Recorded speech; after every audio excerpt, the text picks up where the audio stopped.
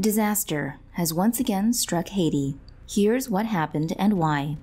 The 7.2 magnitude earthquake that hit Haiti on Saturday has killed at least 1,297 people, according to Reuters, with the search for survivors ongoing. Haiti sits in an area where several tectonic plates transition from smashing together to sliding past one another, according to one research geologist at the U.S. Geological Survey's Geologic Hazard Science Center who spoke to the Associated Press. Saturday's earthquake likely occurred along the Enriquillo-Plantain Garden fault zone, which sits at the intersection of the Gonave microplate and the Caribbean plate, according to Encyclopaedia Britannica. Gavin Hayes, Senior Science Advisor for Earthquake and Geologic Hazards at USGS, explained to the Associated Press that friction builds up between the plates until the strain that's stored up overcomes the friction, causing the fault to move suddenly. Haiti is especially vulnerable to earthquakes like these for socioeconomic reasons, according to the Associated Press.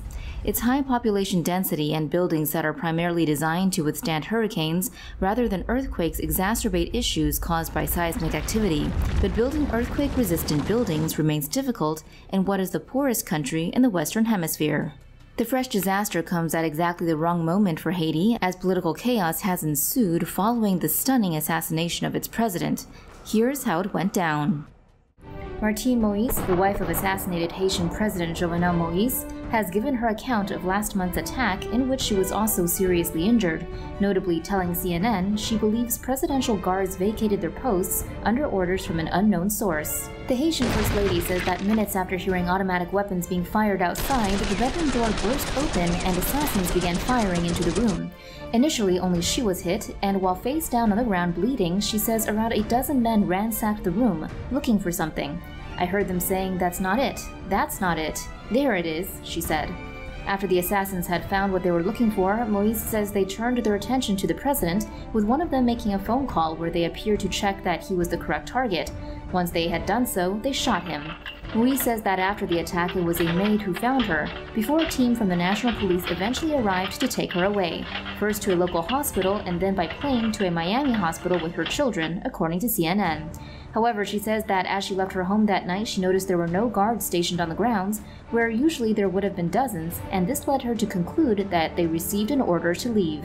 What happened in the immediate aftermath of the assassination now appears to be the only part of the story that is clear, with a CNN source describing how a group of up to 26 former Colombian soldiers and 2 Haitian Americans were initially allowed to leave the area around the president's private residence, before being met by a massive security services roadblock. The majority of this group then took refuge in an empty 2-story storefront, where security services waited them out until the next day. At this point, 2 of the president's guards allegedly held hostage were released, and the 2 Haitian Americans who say they were working as translators gave themselves up to the security services. Police then engaged some of the Colombians in a firefight, which saw 3 of them killed. However, the majority of the original group had already fled, including one group that made it to the nearby Taiwanese embassy. The next day, with police having surrounded the embassy, this group of 11 gave themselves up without more fighting. In the days that followed the attack, of those allegedly directly involved in the assassination, 18 Colombians were detained by Haitian security forces, 3 were killed, and 8 were still wanted. The 2 Haitian Americans were also arrested. However, Martine Moïse was categorical in saying that these men were not the masterminds of the attack and that many questions remain unanswered. The people that they arrested are the people who pulled the trigger, she told CNN. They wouldn't pull the trigger with no orders. So the main characters that we need are the people who paid for that, and the people that gave the order. Haiti's National Police Chief, Leon Charles, announced last month that he had a major answer to that question. He said Haitian-American Christian Emmanuel Sanon, a 63-year-old doctor and pastor, was a central figure in the plot, according to the New York Times. Charles alleged that Sanon, who has been arrested, had hired the assassins via the Venezuelan security firm CTU, paying them to enter the country in order to kill President Moïse so that he could install himself as president. However, the Times reports that this account in turn has been widely questioned. Sanon was not widely known before the accusations against him emerged. He filed for bankruptcy in 2013, and his apparent involvement does nothing to explain the startling failures in security which surround every element of the initial incident.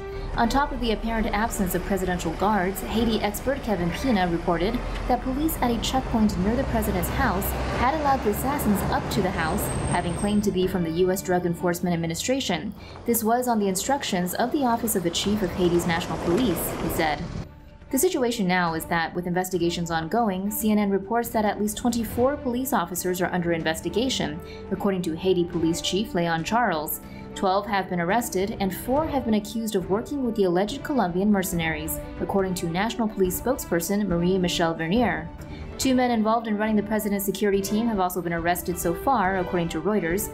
Presidential Security Coordinator Jean Lugel-Civil was arrested last Monday, following on from the earlier detention of another senior member of Moïse's security detail, Dimitri Herard.